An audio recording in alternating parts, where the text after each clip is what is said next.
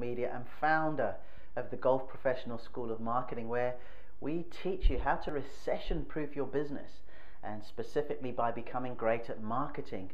You know, there's so much doom and gloom about the year ahead with the state of the economy, recessions going here and there, and I just firmly believe that if golf professionals become truly great at marketing, it's going to give you a real opportunity to recession proof your business during these times. And of course, as you well know, this is all cyclical, so when we do come out the other side, if you're great at marketing, it'll even take you to that higher level. Now, as you can see, I'm actually in the kitchen at home, and Mum's away for a few days, hence me turning it into a studio of sorts. But in today's video, I wanted to speak to you about something very, very important with reference to marketing, and that is the whole process, procedure, and mindset behind data capture. You know, as marketers like to say, the money is in the list. And what we mean basically by that, it goes a lot deeper than that, is that when you have a list, of existing customers, previous customers, prospects, people that you have come into contact with, you've spoken to before, they've come to the golf club for a lesson, to buy some clothes, playing a golf day, so on and so forth. It's vitally important that you hang on to that information and that you further develop a relationship with that information. Now, that whole money's in the list. It's not good enough just to say, if I have a big list, I will make a lot of money. You've really got to nurture relationships, and that comes from getting to know people in that list. What's important to them. When they bought from you, why did they buy? What was behind their rationale behind coming to you for a lesson? Was it their long game they were working on, or are they just looking to make more short putts? Now, recently on the Golf Professional School of Marketing podcast, I had a fantastic chat with Eddie Bullock, who is currently the captain for Great Britain and Ireland of the Professional Golfers Association. So Eddie basically is captain of over 7,000 golf professionals in Great Britain and Ireland, and a very sharp marketer in his own right is Eddie. And I was just so riveted by the conversations, his take on what golf pros could do to become better marketers, how they could enhance the quality of their business, so on and so forth. And there was one thing that we were in total agreement about, and that was the importance of data capture.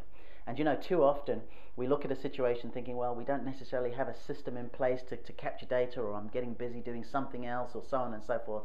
And Eddie was having none of it. So let's take a quick listen to what Eddie Bullock's view, interpretation of data capture, and what golf professionals need to do to ensure that they have enough data to then market to. Let's take a listen. But if we were to look at 3 of your very best marketing tips for golf professionals, and I know there would be a few of them, and I certainly hope we'll get to chat again sometime, but if there were 3 tips, Eddie, you were to say to the golf pro, these are some things you need to sort of pay close attention, and even if they're ones you've already mentioned, could you tell us what those 3 would be? Well, absolutely, and it's there are so many, and each business will be different. Make sure you have a habit of connecting with everybody that comes into your operations. Make sure that you find a way to retrieve data, email address, business cards, anything like that you can start to make a connection with the future, because people actually step into your business, are coming in there for a reason, and actually when they leave, make sure that they've been in there for a reason, and they're going to go out with a smile on the face saying, well, maybe I've learned something there, there's some knowledge there.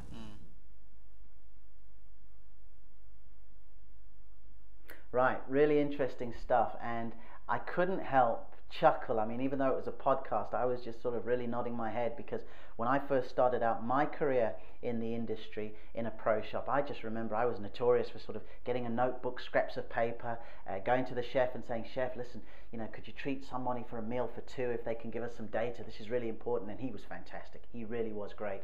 So this whole mindset about doing what it takes to get a name and an address, or a phone number and an email address, is vitally important. But what I wanted to do now was, I'm a firm believer, as you've probably seen, in in some storytelling, for want of a better word, some analogies, some visual images that help you understand the importance of some of the points that I'm going to put across.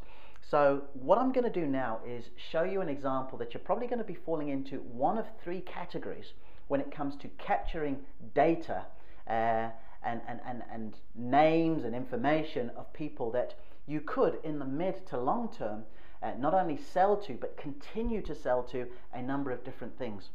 So here we are in the kitchen using many of my mother's utensils and all the rest of it. And what I've actually got here, I've got a sieve.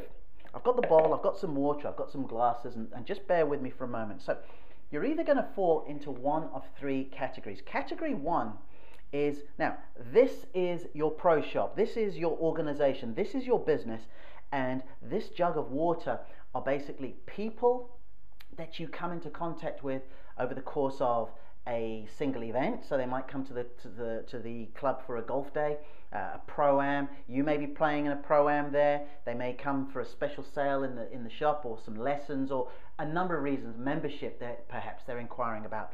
But this is your organization, and these are the people you're coming into contact with. And as you can see, just, you know, because of course it's got holes in, this means you've pretty much got no system at all, or structure at all. You're not even going so far as getting a piece of paper and leaving it in your pro shop for when people come in, just to say, oh listen, if you'd like to be put on our list for something, or if you'd be interested in one of these things, please leave your details. You're not doing any of that. Okay, so that's the first scenario that you may find yourself in. Secondly, now I've got some of my mum's kitchen towel, and she won't be very pleased for me doing that, but I think you're going to see what I'm leaning towards. So secondly, here's your business, and once again, these are the people that you're coming into contact with. And as you can see, it's not at the same rate of knots as it was before, as far as folks coming into contact with you. But slowly but surely, you just begin to see a lot of them begin to, for want of a better word, just slip through, you know? Now, an example of this could well be people, and you see how slow it's happening. So it's like somebody comes to your shop in February inquiring about some lessons for a number of reasons. Maybe they're recovering from injury, or they've got to go away on a family vacation, or business is taking up a lot of their time. They're just not ready at the time. But over time, you just see all that data beginning to just slowly but surely trickle through. And then when you are ready yourself to sort of maybe go back to somebody, it's just not in a position that you can really use it anymore. Months have gone, or it's been incomplete. So that's another scenario that you find yourself in. Now, the scenario and the analogy I want you to have, as far as once people come into your shop, or you know, you're putting some form of initiative together, it might be an open evening or something else, is it's almost like having a bottle, okay? And with that bottle, what you're going to actually do is you pour the water, or the people come into contact with, and you hold on to it. Okay, now for time purposes, obviously I'd already filled the bottle up about 3/4, but as you can see, there is absolutely nothing coming out. You've been able to put them in. So what I'm saying is that for all your different forms of sort of your marketing and what you've got in your organization, you've got to ensure when you are coming into contact with people, you have an ability to capture their information. And here we go. We put a lid on this. Now, what I'm going to show you is very, very important, because you see, on the first part of this video, what I sort of said to you was, I said, you know, and we marketers say the money is in the list, okay? Meaning, if you have a list, you're going to make a lot of money. But that's not the case, okay? What is actually the case is the relationship that you develop with that list. So once again, I'm going to give you an analogy of what we tend to do, okay? Here is one offer. It might be membership. It might be a sale at the pro shop. It may be a golf lesson. It may be a corporate golf day that we're going to organize. It may be a bit of golf consultancy. It may be a golf vacation. You get the message. It's a number of things that you might have to promote with view to selling. And don't forget, also in here, you begin to have some of your existing people. So there may be somebody who is already actively buying from you in the pro shop, or is already signed up to a series of golf lessons, or who has said to you, yes, I'm coming on that golf trip that you're doing for the members at the end of the year. However, the mistake we make is we tend to just sort of reveal to our entire list that we have just one thing. So all of a sudden now we're saying to somebody who's already bought something from us, hey, we've got a sale in the shop. Or we're saying to somebody who's already said to us, yes, I'll come on holiday, hey, we've got a golf holiday. Again, this does not do it. So the important thing that I want you to also do, and the analogy that I want you to look at, is all of a sudden now, here are our golf days. Here are our pro shop sales. Here are our golf lessons. And here is membership. Now, of course, as you well know, these could be golf vacations. These could be a number of other things. You know, to be fair, where I'd really like you to get to with your mindset, these could all be lessons. And this could be putting. This could be the short game. This could be the full swing. And this could possibly be lessons for the over 65s or juniors. All right? So all of a sudden now, with this data, once we've got it, and once we've got a lid on it, before we begin to start marketing, we've got to get to know it. Right? Now, the best way that you can do that is if you did indeed put everybody into this one glass, you poured all that thing and you had one message, it might be an idea to say to them, hey, listen, we've got all these great things going on at the golf club, or I'm offering all these different things, and these could be, for example, a series of landing pages, web pages. It could be a survey if you like, but you've got to get to know this list. You must get to know this list so you can be quite detailed and you can craft messages that are relevant to what they are looking for. And then, of course, you're in a position to put the people who are interested in golf vacations in here, people who are interested in golf lessons in here, people who are interested in the pro shop sales right here, and the ones that would like you to organize a corporate golf day or participate in a pro-am right here.